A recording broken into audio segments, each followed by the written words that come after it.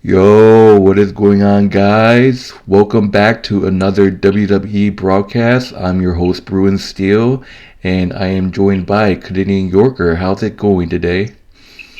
Going pretty well. How about yourself? Good, good. Just to let you guys know, we're recording this in the afternoon. We really do our broadcast in the afternoon because this evening we're kind of both busy, so we're here. It's currently like almost 5 p.m., but let's get this done.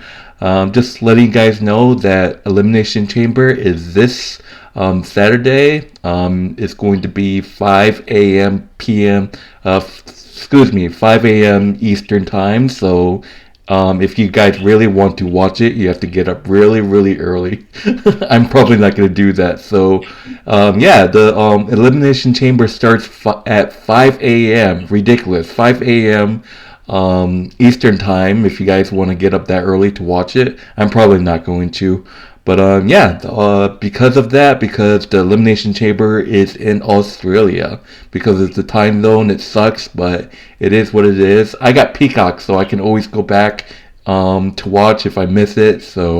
Um, so we'll see what happens. So today we are recapping the Monday Night Raw that took place February 19th, 2024. That was yesterday, and it took place in Anaheim, California. So lot to talk about. I really like this Monday Night Raw. It's the Monday Night Raw, the last Monday Night Raw before Elimination Chamber, and it is set. We finally got all the Elimination Chamber participants.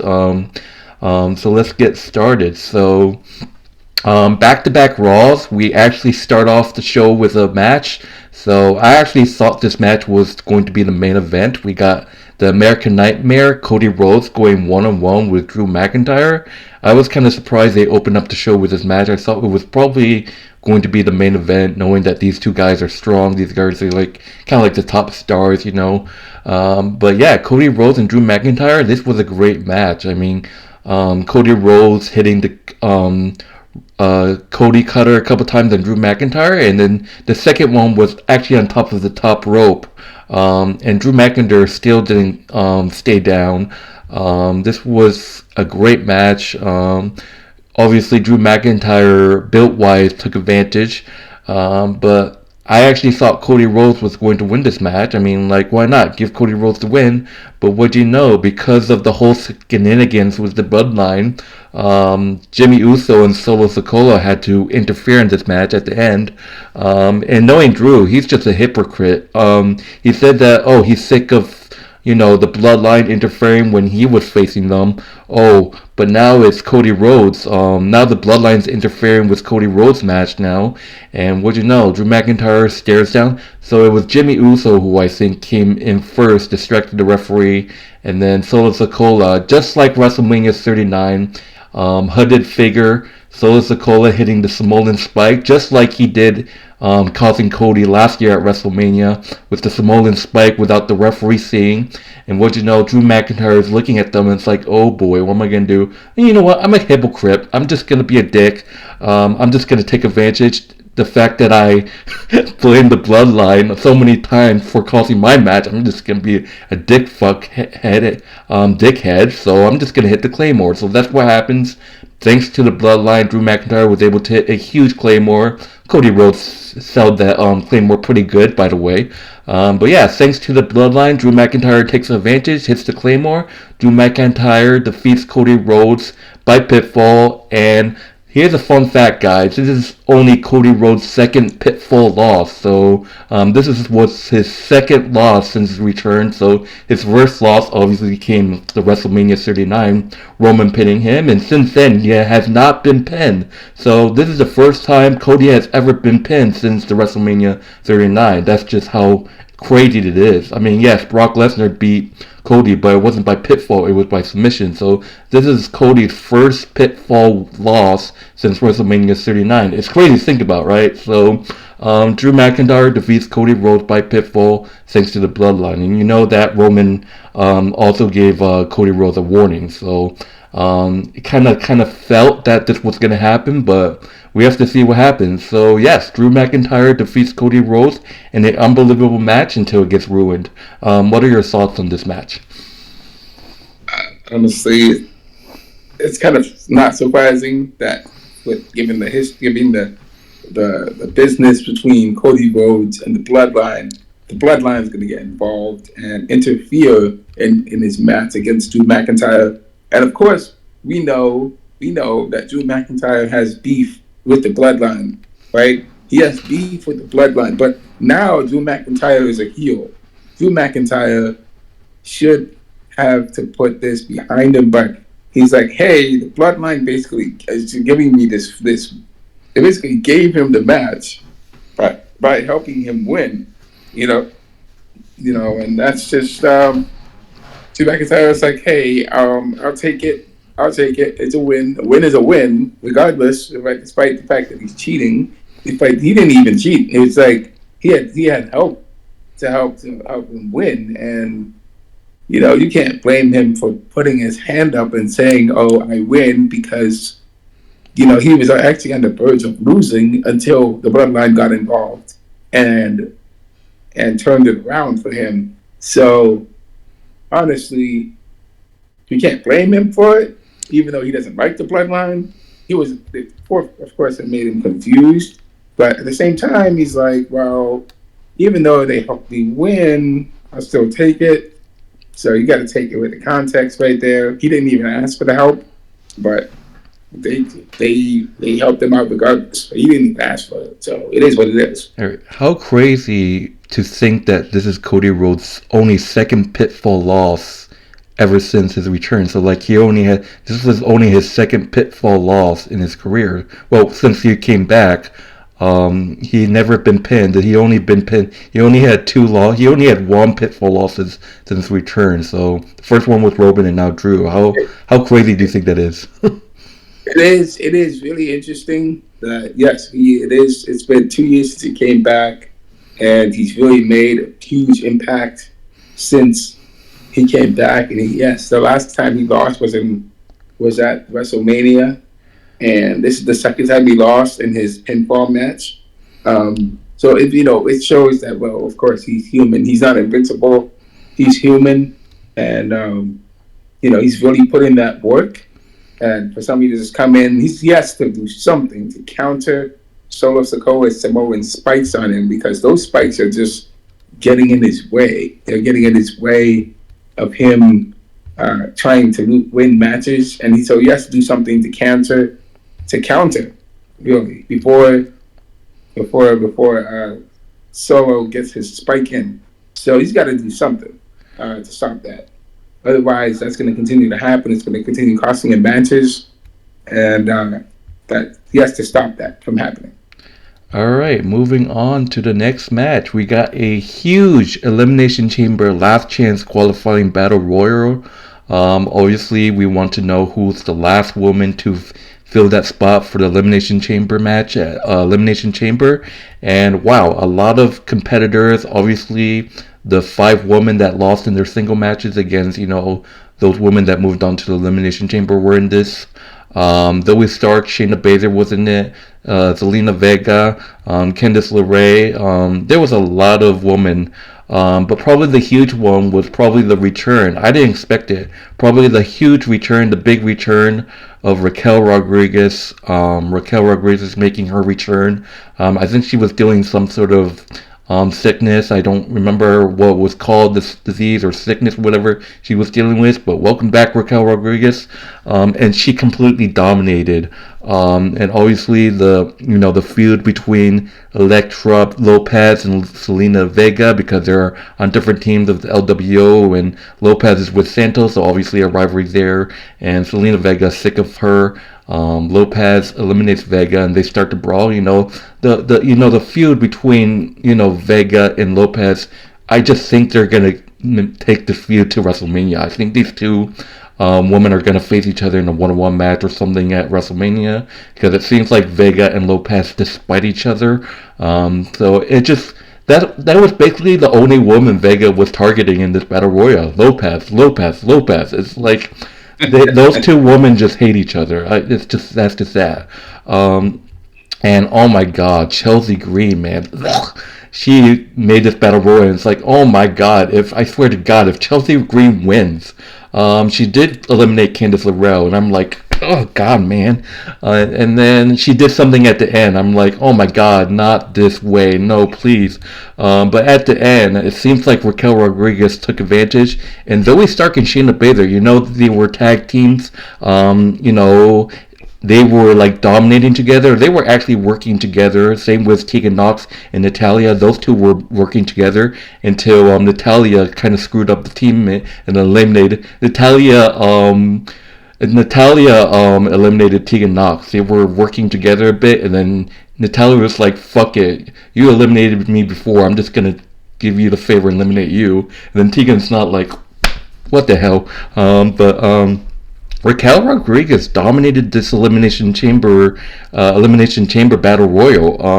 And then I'm like, there's no way Chelsea Green got eliminated. Where the hell is she? I'm like, oh my god, she's pulling to wait until everyone's gone and then be the last second elimination. It's like, where's Chelsea Green? Where's Chelsea Green? And then everyone thought Raquel Rodriguez won, and it was like, yeah, Chelsea Green's hiding somewhere. And we didn't know she tries to be sneaky, comes up behind Raquel, and it's like, no, not like this, please. And would you know, Raquel Rodriguez saw her just in time and eliminates Chelsea Green to advance to Elimination Chamber. I was like, oh, thank God.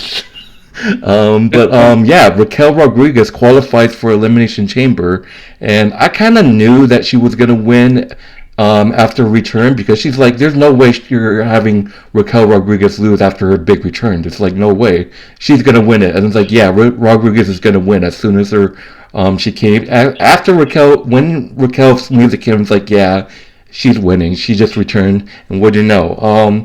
Yeah, Raquel Rodriguez is qualifying. It's officially an Elimination Chamber match. This is going to be interesting because she had a huge bond with Liv Morgan. Raquel Rodriguez and Liv Morgan are in the chamber match against each other, but yet they're great friends, and they had a run of the tag team championship. So let's see if who's going to turn on who? Are they going to work together and try to be the last two? I feel like that could happen with Liv and Raquel in our Elimination Chamber. Those two might work together until they're the final two, and it's like, better wrestler win, whatever. But Raquel Rodriguez qualified the Elimination Chamber, winning the Battle Royal. So what are your thoughts on this? I think it's great. Congratulations to Raquel for returning to WWE, and it's good to see her back in good health, 100%. It's great to see that she won this Battle Royale and eliminates Chelsea Green, eliminates all these other competitors in the ring, and she stands tall as the sole person that's going to be going to the Elimination Chamber.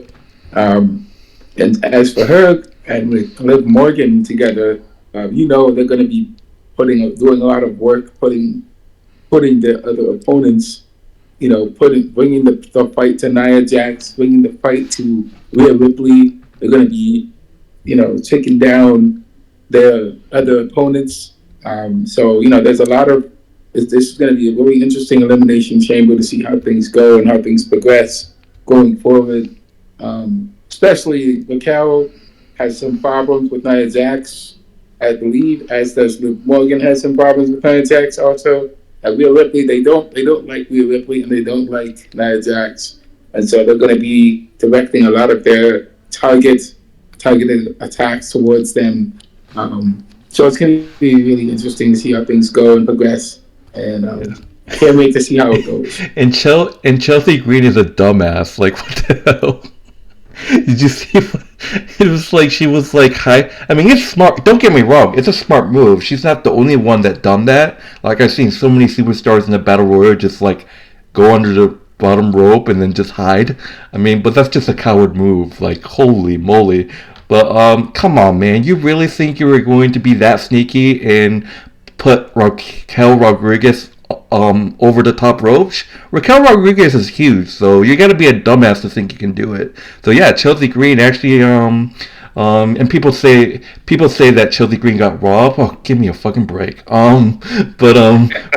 But come on, man. You really think you're gonna put Raquel Rodriguez over? She's huge. Like, you gotta be complete dumbass to think that. Like, oh my god. Or she has to be extremely smart to do it too. Because if Raquel is looking for her, she can't find her.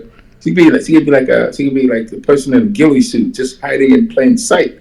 If she's hiding in plain sight, then that makes it easier for her to eliminate Yeah, but Raquel. even Because if Raquel's going to be all over. Even if Chelsea Green did win, I hope that someone in the chamber just like will streak the steel through her skull and just. I hope Chelsea Green, if Chelsea Green did qualify, I hope she'll be like.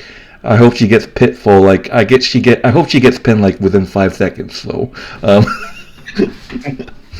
Well, but anyways, moving on to the next segment. Don't want to talk about it too much. Obviously, the satellite interview between Nia Jax and Rhea Ripley. Nia Jax obviously saying that, oh, I'm gonna send mommy, crying home to her mommy. And then Rhea Ripley just said some things. Oh, I'm the best in the business, so we'll see what happens. Um, the next match, we got DIY. We got a huge 6-man tag team match. We got DIY, Johnny Gargano and Tommaso Ciampa, and Awesome Truth. R-Truth in the mid versus the Judgment Day. Obviously, I think at this point, I think R-Truth has understood that, oh, the Judgment Day doesn't want him in his group. So he just made some new friends in DIY. Apparently, R-Truth thinks DIY is DX, so I don't know.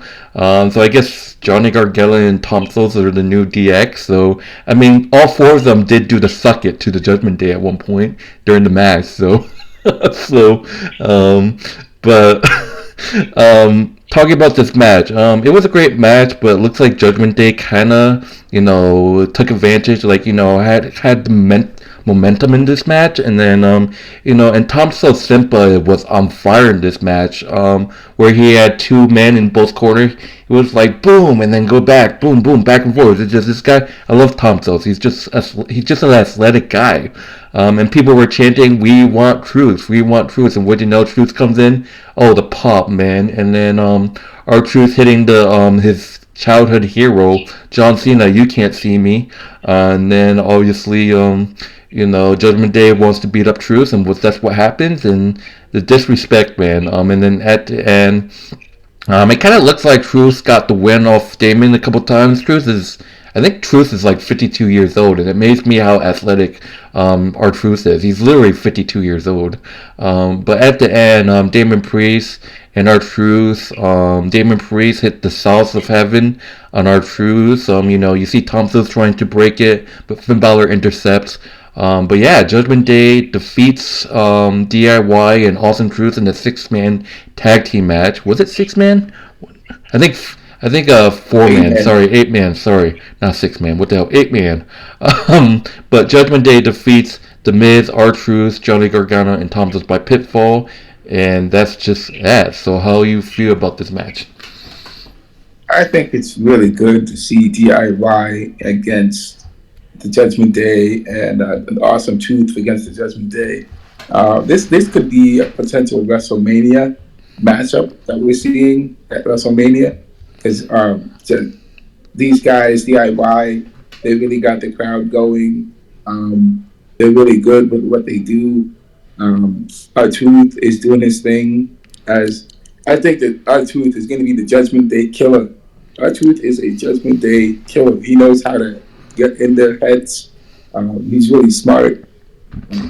He tried to join the group, but it backfired on him. And so, he knows. It's sort of like the Sami Zayn with the bloodline type of thing with him, with R-Truth, except R-Truth was not viciously betrayed.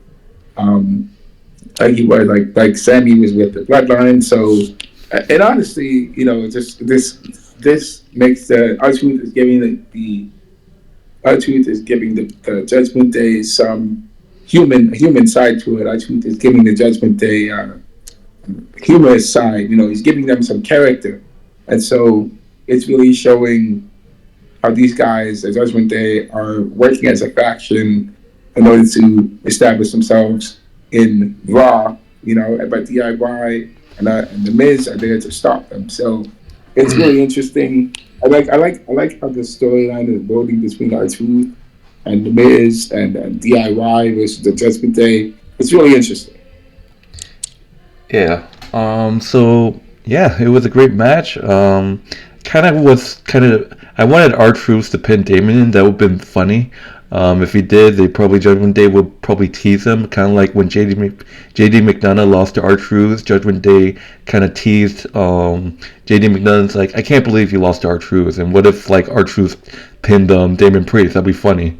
um, but um, but moving on to the next, we got Becky Lynch having a segment, and then it's pretty much, I don't want to talk too much. So it's basically all the women's it's all basically all the women that's going to be participating in the Elimination Chamber match all came out. Come first with Becky Lynch, and then she gets interrupted by Liv Morgan, and then Raquel Rodriguez, and Naomi, Tiffany Stratton, and Bianca Belair. So Bianca Belair, what's interesting about her is like right after the Raw ended, people are like, "Oh, Bianca Belair, she has like kind of a look. She looks like a heel." And it's like, "Oh, what if Bianca Belair turns heel or turns into a heel?" And it's like, I'll be all for that. But I don't know. I mean, Bianca could turn heel. I mean, I don't remember the last time Bianca was a heel, but I think it's due for her to become a heel because I think it's been a while. Every time I've seen Bianca, she's a face. So we have to see what happens. And obviously Tiffany Stratton, I love her. But like, why do you always have to start a fight? So that's what happened. All 6 women or whatever starts a fight, and then what do you know? Nevertheless, who comes and destroys all of them? Nia Jax. Nia Jax starts beating the shit out of everyone. It was hilarious. I was kind of laughing too. And Nia Jax was just like destroying people's sterns and stuff like that. Like, oh man, and even she kicked Liv Morgan and Tiffany Stratton's Bianca's ass. And I guess she just like gives out a warning saying like, yeah, I'm gonna beat Rhea Ripley, and you have to come through me. Whatever wins, you gotta face me at WrestleMania. So I guess that was just a warning shot. But those who are worried out there, don't worry. Nia Jax is not going to WrestleMania. Rhea Ripley is retaining, so don't worry. You have nothing to worry about. So, what are your thoughts on this whole thing? I mean, all the girls want to tango until the biggest baddest girl comes in and takes everybody, and that's exactly what happened.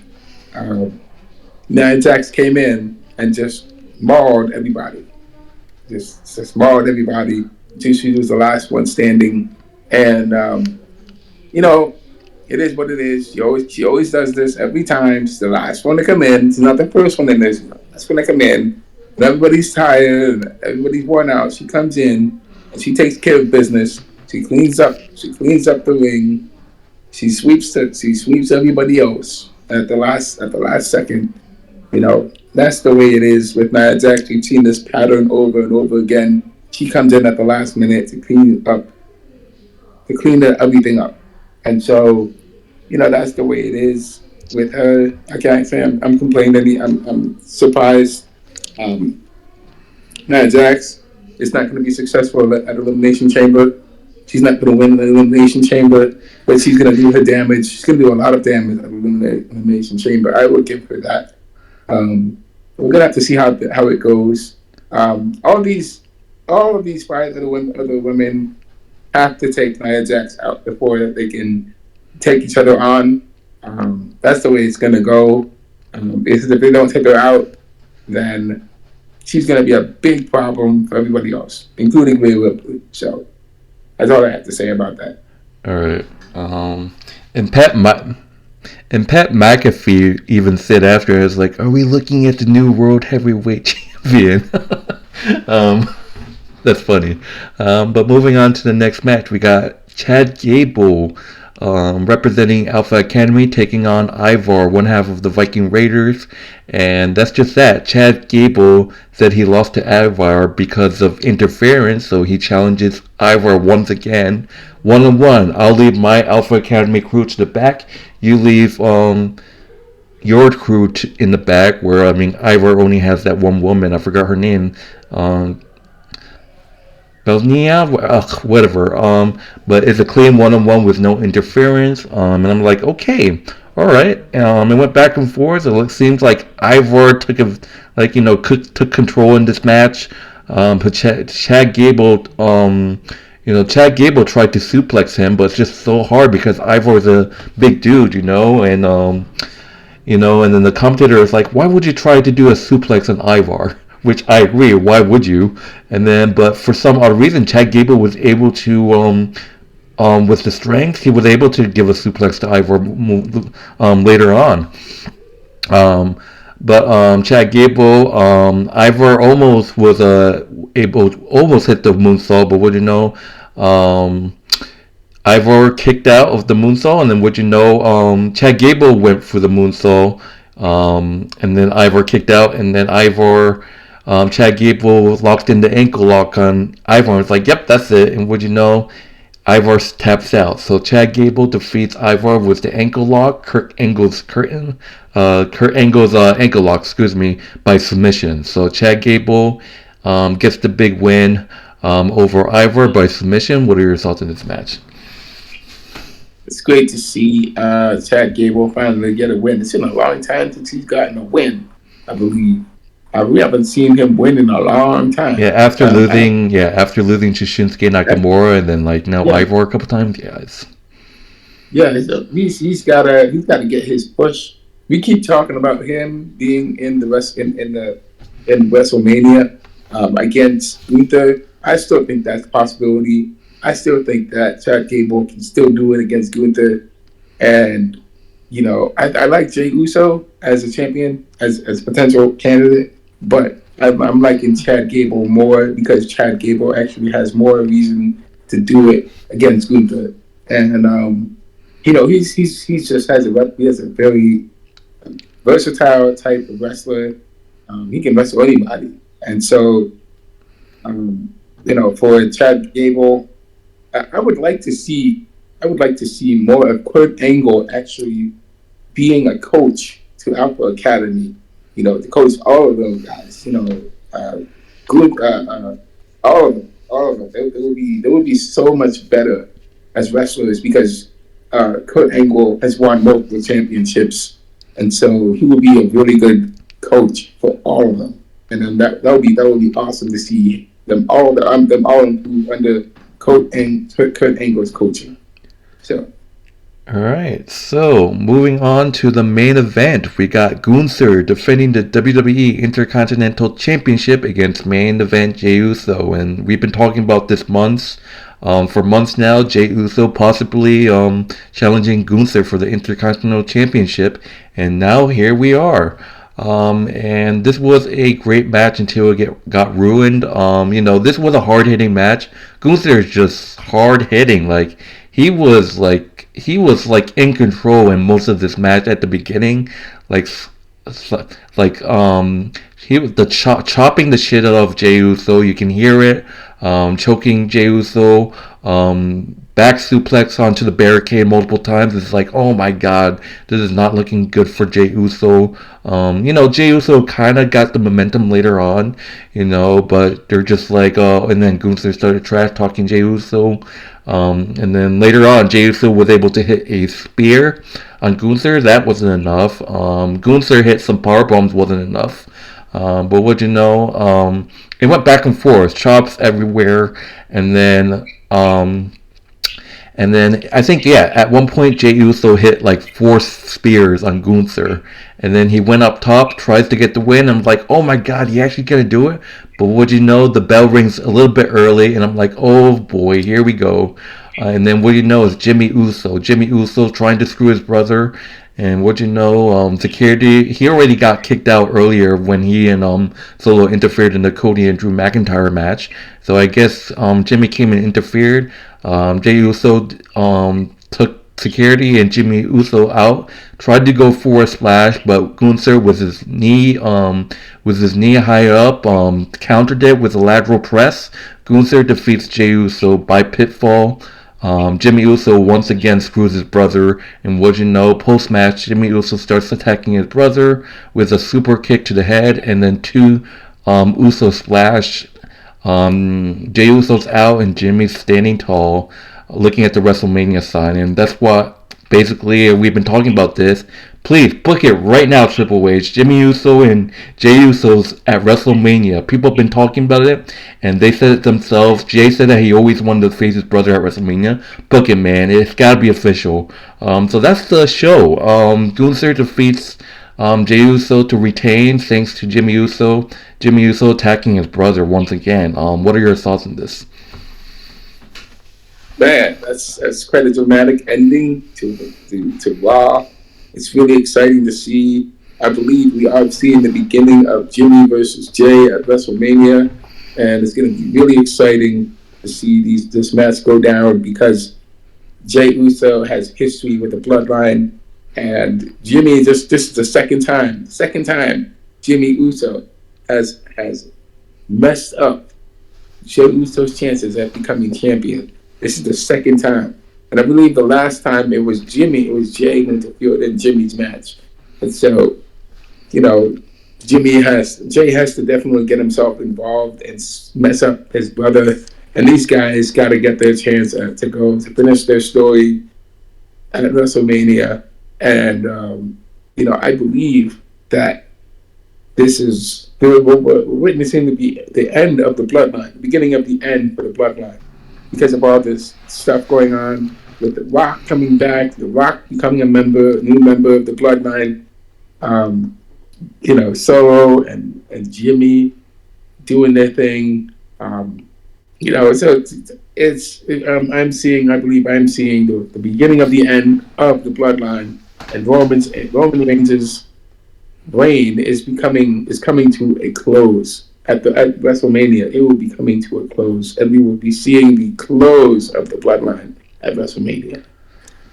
All right, so that would do it for the Monday Night Raw, and going into our grading. It was a great show. Final Raw before Elimination Chamber.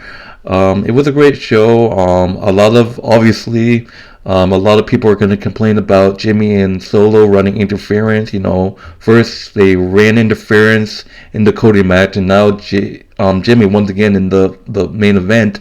I just don't like this interference shit. But overall, it was a great show. A few good matches until they got ruined. But yeah. But in terms of grading, I give this a plain B. So I'm just gonna give this a B, not a B plus or minus, just a plain B.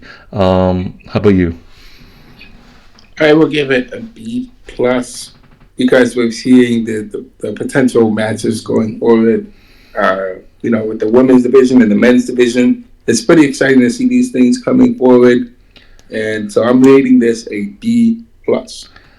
Alright, so that will do it for our Monday Night Raw recap. Thank you guys for watching. If you haven't done so, hit that like and subscribe button, and make sure to check out my friend Canadian Yorker's YouTube channel. His YouTube link will be in the description of this video. And once again, Elimination Chamber is this Saturday. If you guys want to watch it, you have to get up really early because Elimination Chamber starts 5 a.m. Eastern time, So, but you might miss it, you might not. So, but we'll probably all be sleeping. So, if you guys want to watch it, get a Peacock account. That's what I did. You get to see all the pay-per-views that happen and rewatch them. So, yes. So, my name is Bruin Steele. This is Canadian Yorker. I hope you guys enjoy your Tuesday afternoon. And anything else, Canadian Yorker? No, nothing else. Alright, that will do it, guys. Thank you, and we'll see you guys next time for a broadcast. So take it easy. Take it easy.